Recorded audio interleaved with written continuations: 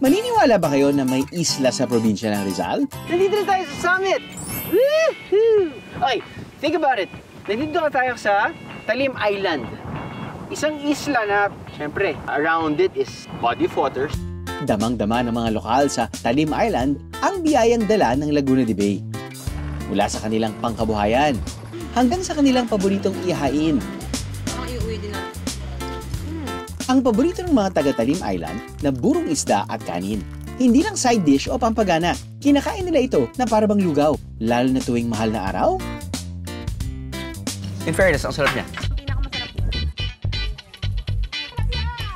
Taon-taon talaga ay nagluluto kami ng burong kanin at isda dito sa aming nayon at dinadayo talaga ito, lalo na nga ng mga taga iba't ibang barangay. Kapag nga nalaman nilang pabasa na dito sa amin ay isa nga sa mga tanong nila ay may buro ba? Kung ang ibang buro ay puti, ang kulay ng buro nila rito, pink. Napakasarap ng buro ng Baraba. Yummy! Wow! Pang sarap!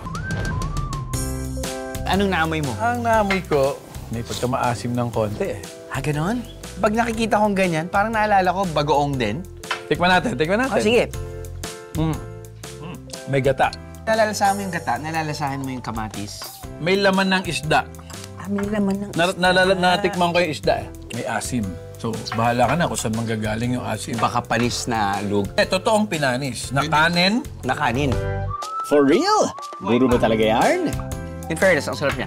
Sarap siya.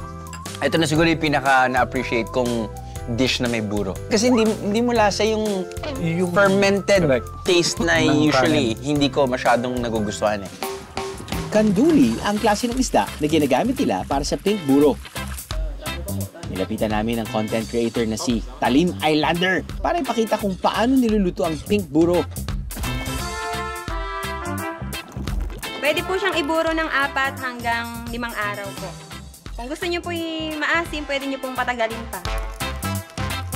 Nilalagyan nila ng gata ang version nila ng buro para raw mas lalong sumarap. Para maging color pink ito, may hinahalo sila rito, biheros.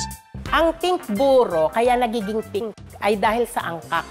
Ang angkak ay parang bigas din ang itsura, pero red. Kaya lang, yung iba raw na bayan ay gumagamit na ng food color. At eto pa nga, may gulay din.